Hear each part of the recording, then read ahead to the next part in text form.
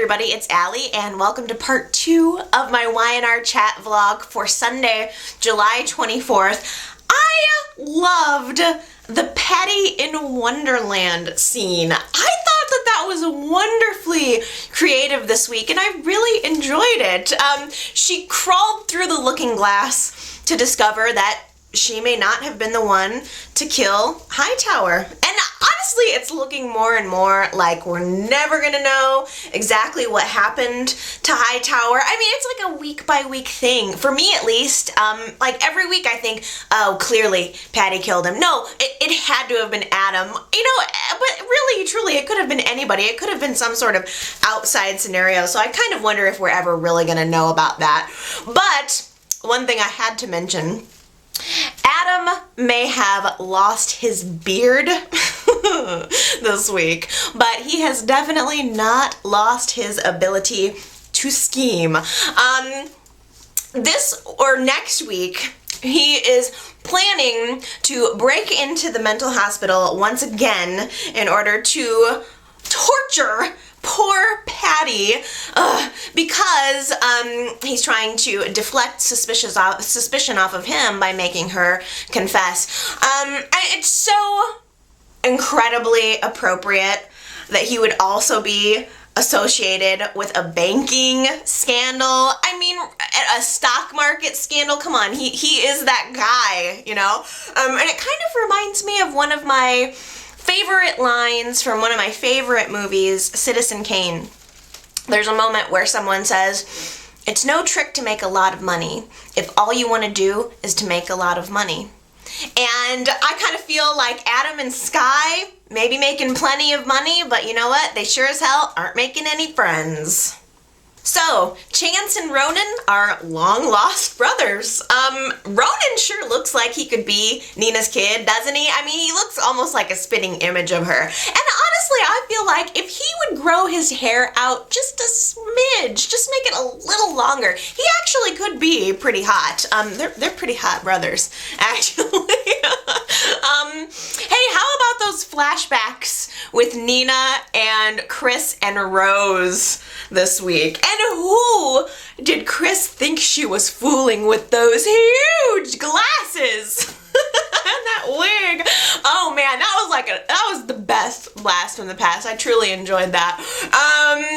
Well, we also learned this week that Chris and Ronan are working together in order to protect Heather and Chance. And from what Chris said, it looks like this drug corruption goes much higher than the Genoa City PD, the GCPD. The corruption is high levels. So the fact that Chance and Heather are digging around is what's putting them in danger, which does clear up some of my issues or questions about the storyline. So I'm interested in this storyline a little bit more now. We're also seeing some insecurity with Nina.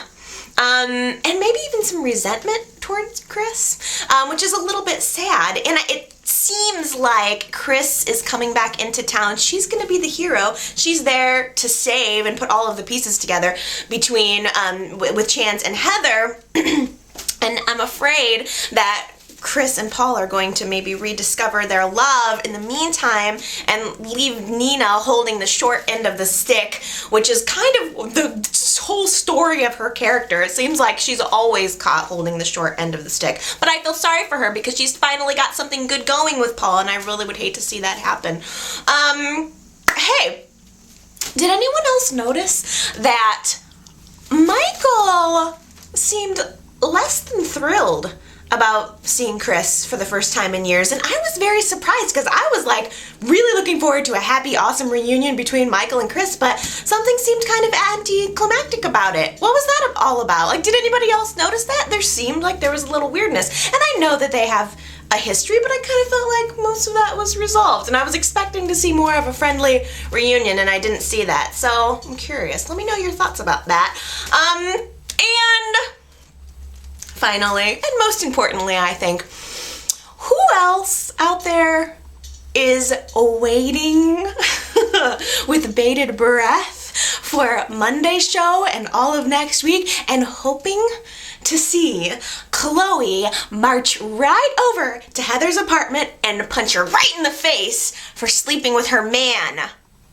And onto the Winters scene walks Sophia. It's about time, isn't it? She is Malcolm's long-awaited fiance, and she is Tucker's right hand, which explains a lot about the Malcolm-Tucker connection, and she is someone who has a lot of business ideas that will cause sexual tension, no doubt, between she and Neil. So I'm looking forward to this triangle between Neil and Malcolm and Sophia, because Malcolm and Neil have been getting along for weeks now, and we just can't have any more of that.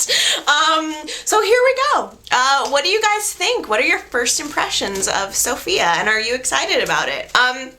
I personally love that she's a woman of size. I like that she seems strong-headed and that she seems world-wise. I like her. I think she's a commitment phobe because she is sure not too comfortable settling right down with Malcolm. I think she's kind of, I think you would think that Malcolm would be the hard one to saddle, but for some reason it seems to be her. She's not too sure about settling down. Overall, I think there's a lot of potential here, and I'm looking forward to it. Personally, I can't wait to see some more Sophia and some more meow.